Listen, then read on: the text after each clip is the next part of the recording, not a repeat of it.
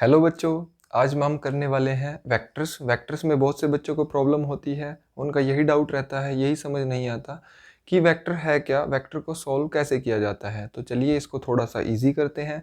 मैं आपको बताने वाला हूँ कि वेक्टर्स होते क्या हैं। देखिए, जब हम वेक्टर की बात करते हैं तो हम बात करते हैं क्वांटिटीज़ की।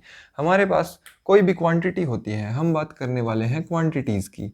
सो कोई भी क्वांटिटी जो हमारे पास होती है, तो क्वांटिटी दो तरह की होती है हमारे पास। एक क्वांटिटी होती है हमारे पास स्केलर क्वांटिटी और एक होती है वेक्टर क्वांटिटी, जिनको हम बोलते हैं, दो कैटेगरी में हम क्वांटिटी को डिवाइड करते हैं। एक होती है स्केलर क्वांटिटी, एक होती है हमारे पास vector quantity. Now what is the difference between a scalar quantity and a vector quantity? So scalar quantity are those quantities which have magnitude only. Magnitude only का मतलब कि जिसके पास सिर्फ और सिर्फ मैग्नीट्यूड होगा, यानी कि उसके पास सिर्फ एक नंबर होगा, कोई डायरेक्शन उसके पास नहीं होगी। जैसे हम बात करते हैं डिस्टेंस की, मैं बोल देता हूँ कि मुंबई टू दिल्ली जो है वो इतने किलोमीटर्स है। मैंने मुंबई टू दिल्ली की सपोज कीजिए, एक रफली हम आइडिया ले लेते हैं कि 800 किलोमीटर्स है। तो मैंने बताया कि मुंबई टू दिल्ली जो है वो 800 किलोमीटर है।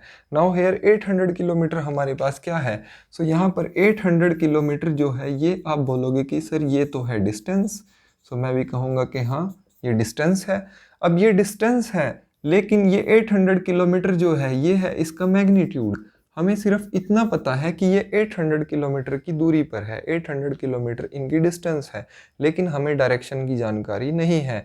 तो डायरेक्शन की जानकारी लेने के लिए जो हमारे पास जो क्वांटिटीज़ होती हैं, जिनकी मैग्नीट्यूड होने के साथ साथ डायरेक्शन भी होती है, उसको बोला जाता है वेक्टर क्वांटिटी। तो वेक्टर क्वांटिटी की अगर हम बात करें तो जैसे डिस्प्लेसमेंट जो होती है हमारे पास, वो क्या होती है? Displacement is a vector quantity. अब वेक्टर क्वांटिटीज़ की हम बात कर रहे हैं तो वेक्टर हमारे पास वेक्टर रिप्रेजेंटेशन, यानी कि जिसको हम ज्योमेट्रिकली हमने इजी किया है चीज़ों को ड्रॉ करना। ताकि हम किसी भी चीज़ को अगर ड्रॉ करना चाहें तो हम कैसे करेंगे? ज्योमेट्री की हेल्प से करेंगे। ज्योमेट्री की हेल्प से अगर हम किसी चीज़ को ड्रॉ करने वाले हैं तो हमें चाहिए उस चीज़ के कोऑर्डिनेट्स। कोऑर्डिनेट्स को फाइंड आउट करने के लिए हमने इजाद की है जो क्वांटिटीज़, वो होती हैं वेक्टर क्वांटिटीज़। तो दो दो तरह की हमारे पास क्वांटिटी होती हैं दोस्तों, स्केलर क्वांटिटी और vector quantity. So scalar which have magnitude only and vector quantity which have magnitude as well as direction. तो अब हम देखने वाले हैं, मैं बताने वाला हूँ आप लोगों को, वेक्टर क्वांटिटी के अंदर वेक्टर्स का, दो वेक्टर हमारे पास जैसे गिवन है तो उनको हम जोड़ते कैसे हैं। What is the cumulative law and what is the associative law? इसके अंदर बच्चों को बहुत प्रॉब्लम रहती है। क्रैमिंग करने की कोई ज़रूरत नहीं है, इमीडिएटली समझाने वाला हूँ, फटाक से समझ आ जाएगा। देखिए कैसा होता है।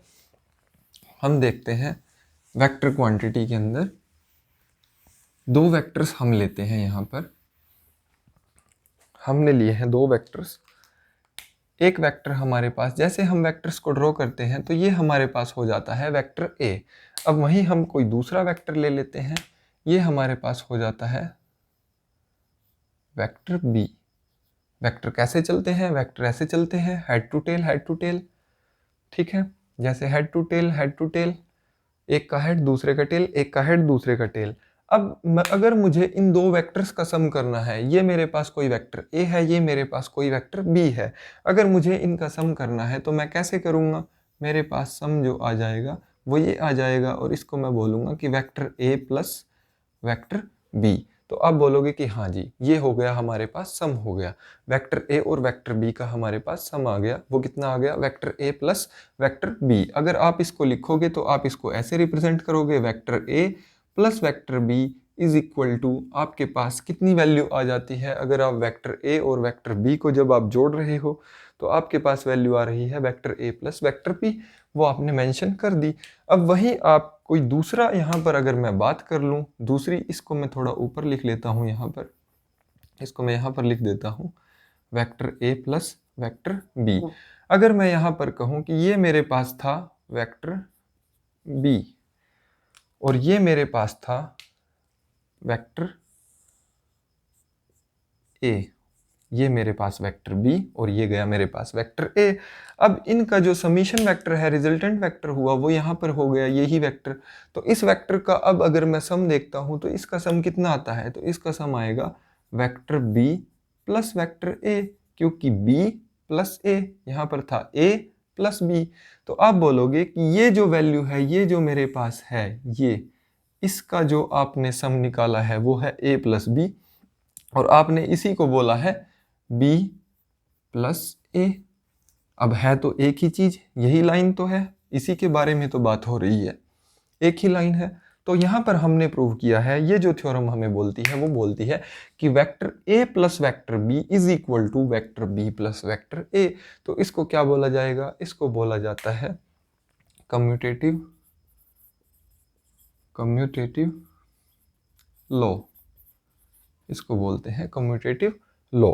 दो हमने वेक्टर लिए थे, वेक्टर ए वेक्टर बी। यहाँ पर हमने वेक्टर बी को ये लिया है रेड से, वेक्टर ए को हमने लिया है ब्लू से। ये हमारे पास हो जाता है कम्यूटेटिव लॉ। अब हम देखने वाले हैं कि कम्यूटेटिव लॉ अगर ये है तो फिर एसोसिएटिव लॉ कौन सा होता है। तो एसोसिएटिव लॉ को भी एक बार देख लेते हैं। तो देखिए हमने यहाँ पर क्या लिया है, ये हमने ले लिया कोई वेक्टर ए, ये हमारे पास हो गया है कोई वेक्टर ए। अब यहाँ पर हम बात कर लेते हैं, ये हमने लिया है कोई वेक्टर बी, ये हमारे पास हो गया है वेक्टर बी। अगर मैं बताने लगूं कि यहाँ पर इनका जो रिजल्टेंट अगर मैं देखने लगूं तो मेरे पास क्या हो जाएगा, अगर मैं इनके रिजल्टेंट की बात करूं तो आप कहोगे कि सर यहाँ से यहाँ तक तो हमारे पास ये जो वैल्यू बनेगी, ये बनेगी vector A plus vector B. आप लोग कहोगे ये बनेगी, तो मैं कहूँगा वेरी राइट, बिल्कुल सही है, ये बनेगी। अब आप मान लीजिए यहाँ पर दो ही वेक्टर थे, ये तो बिल्कुल सेम कंडीशन ये हो गई कि दो वेक्टर आपके पास थे, तो दो वेक्टर के अंदर आप लोगों ने कम्यूटेटिव लॉ लगाया और vector A plus vector B, ये आपके पास रिजल्टेंट वैल्यू निकल करके आ गई। अब मान लीजिए आपके पास कोई एक तीसरा वेक्टर और आ जाता है और उस वेक्टर का नाम आ जाता है वेक्टर सी। ये आपके पास कोई तीसरा वेक्टर आ गया, वेक्टर सी। अब अगर ये तीसरा वेक्टर आ गया वेक्टर सी, तो आप कहोगे कि यहाँ पर एक आपके पास इनके अंदर अगर मैं सिर्फ और सिर्फ बी और सी को लेकर के चलूँ तो आपके पास डायग्राम इस तरह से हो जाएगा कुछ।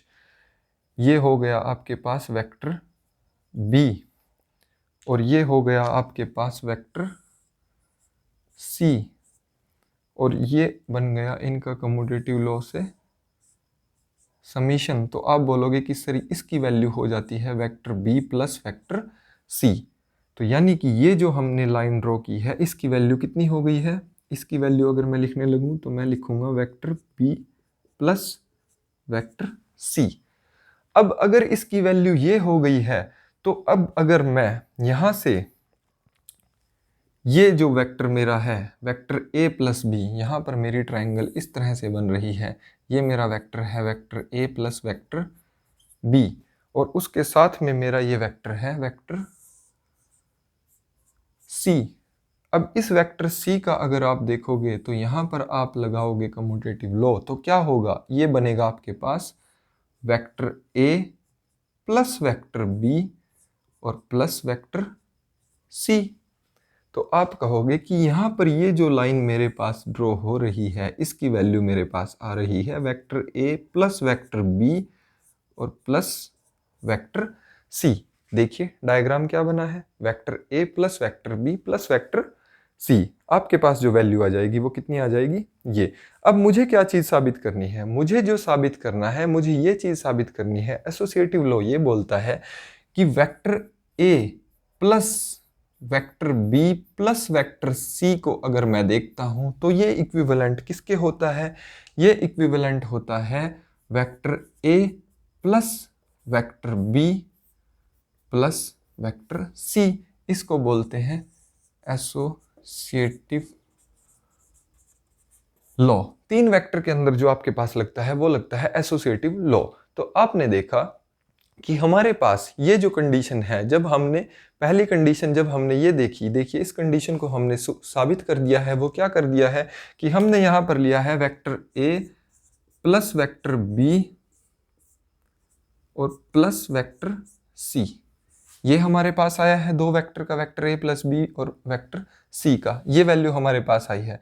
अब हमें चेक करना है कि vector A plus vector B plus C का क्या होगा। तो ये मेरे पास है वेक्टर ए और ये मेरे पास है वेक्टर बी प्लस सी। तो आइए इसको भी देख लेते हैं। ये आपके पास है vector B plus vector C और ये आपके पास है वेक्टर ए, ये हमारे पास है वेक्टर ए। अगर हम इनका देखने लगे तो हमारे पास वैल्यू कितनी आएगी, तो हमारे पास वैल्यू ये बनेगी, यहाँ पर कितना बनेगा, वेक्टर ए यहाँ से शुरू हुआ है तो vector A plus vector B plus vector C. अब देखिए यही सेम लाइन, इसकी बात अगर हमने यहाँ पर की तो ये थी vector A plus vector B plus vector C, और यही बात हमने यहाँ पर देखी तो vector A plus vector B plus vector C, line तो हमारी सेम है। तो इस चीज़ को बोलते हैं एसोसिएटिव लॉ।